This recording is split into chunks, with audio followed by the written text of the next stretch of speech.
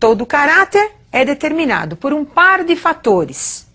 Esses fatores nós herdamos, um do pai e o outro da mãe. Esses fatores vão se separar na formação dos gametas dos indivíduos. Hoje nós sabemos, os fatores são chamados de genes atualmente. E onde ficam esses genes? Onde ficam esses fatores?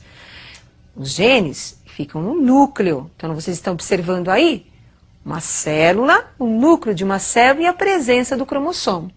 Lá no interior da célula, o cromossomo ele apresenta 2 genes. Então você tem aí cromossomo duplicado. Em cada parte do cromossomo eu encontro um gene. Então o gene Vzão em uma parte do cromossomo que nós chamamos de cromátide e ao lado, como as duas cromátides são iguais, nós teremos também o outro gene, Vzão. Esses 2 genes, como ocupam o mesmo local no cromossomo, a mesma localização, então nós chamamos de genes alelos. São os genes que caracterizam, que determinam a mesma característica. Então observem aí a meiose ocorrendo para a formação dos gametas. O exemplo que nós escolhemos é o exemplo daquela amarela, da ervilha, né, que apresenta a vagem amarela, híbrida. Observem que o X representa o cromossomo e nós vamos encontrar os genes nesse cromossomo, que são chamados de genes alelos.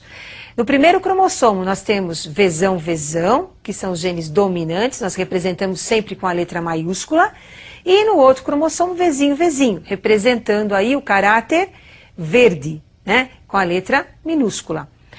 Então nós temos aí a separação dos homólogos na primeira fase e em seguida a separação das cromátides. Então nós temos cromátides, são as partes de um cromossomo duplicado. Nós temos então agora os gametas formados por Vzão, Vzão, Vzinho e Vzinho. 50% dos gametas serão Vzão e 50% dos gametas serão Vzinho. Então vamos concluir como é que fica o cruzamento entre 2 características, onde uma é dominante e a outra é recessiva. Como é que nós vamos unir todas essas características? E também conversarmos um pouquinho sobre a nomenclatura utilizada na genética. Então observem a tabela que eu preparei aí, importante para vocês. Fenótipo é sempre a característica, a aparência do indivíduo. O fenótipo pode ser dominante ou recessivo. No nosso caso, o fenótipo dominante era a vagem com a que apresenta a coloração amarelo, caráter amarelo. Recessivo, caráter verde. O fenótipo dominante é representado pelo alelo Vzão. E o caráter recessivo é representado pelo alelo Vzinho.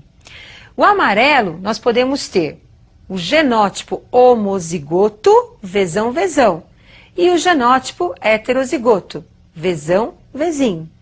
Genótipo é o conjunto de genes de uma característica, de um caráter de uma espécie. O genótipo homozigoto vai produzir gametas do tipo Vzão. O genótipo heterozigoto vai produzir gametas do tipo Vzão e Vzinho. E o homozigoto recessivo só irá produzir gametas Vzinho. Sempre gametas iguais. Então, genótipo é o conjunto de genes de uma espécie. Fenótipo é o conjunto de características da espécie, a aparência dos indivíduos. Tá? Agora, eu preparei um exercício para mostrar como é que você faz o estudo de um heredograma, como é que você faz a análise de uma árvore genealógica de uma determinada característica dentro de uma família. Que isso é muito importante para você no vestibular. Como é que você faz para interpretar uma árvore genealógica ou um heredograma? Então, representando aí os quadradinhos, os quadrados, nós temos o sexo masculino. O círculo nós vamos representar o sexo feminino. Esse traço que liga o quadrado ao círculo significa que está ocorrendo o casamento entre esses 2 indivíduos. E, em seguida, os descendentes produzidos por esse cruzamento entre eles. Então, quando você vai fazer análise de um caráter, independentemente desse caráter ser dominante ou ser recessivo, você tem que descobrir através dos cruzamentos. Então, a regra é você buscar entre os parentais, aonde nós temos o cruzamento entre parentais iguais, produzindo um filho diferente, representando aí uma cor diferente entre os pais. Então, no nosso caso, no nosso exemplo, nós temos lá o azul e o amarelinho. No casal representado pelo número 6 e 7, nós temos o casamento entre eles e a produção de um filho número 8 diferente, azulzinho. Esse filho, ele é recessivo. Então, nós vamos representar pela letra A o seu caráter. O caráter recessivo é representado pela letra minúscula. Então, ele é azinho, azinho. E os pais, como são dominantes, são representados pela letra maiúscula, azão. Por ter um filho recessivo, obviamente esses pais serão heterozigotos. Então, eles serão azão, azinho, azão, azinho. E em seguida, nós vamos colocar em todos os descendentes representados pela coloração azul, o caráter recessivo. Então, o genótipo recessivo, azinho, azinho, como vocês estão observando. Quando eu tenho, no caso do indivíduo número 2, uma mulher, a presença de um descendente recessivo, significa que ela também apresenta o caráter recessivo. Então, ela é híbrida, azão, azinho. Agora, o indivíduo número 3, representando aí o sexo masculino, não dá para nós determinarmos. Nós não sabemos se ele é azão, azão ou azão, azinho. Por quê? Porque os descendentes são dominantes. Azão, azinho, azão, azinho. E a esposa, ela é azinho, azinho, como vocês estão observando. Todas as vezes que aparecer um heredograma para você estudar, para você analisar, não esqueçam.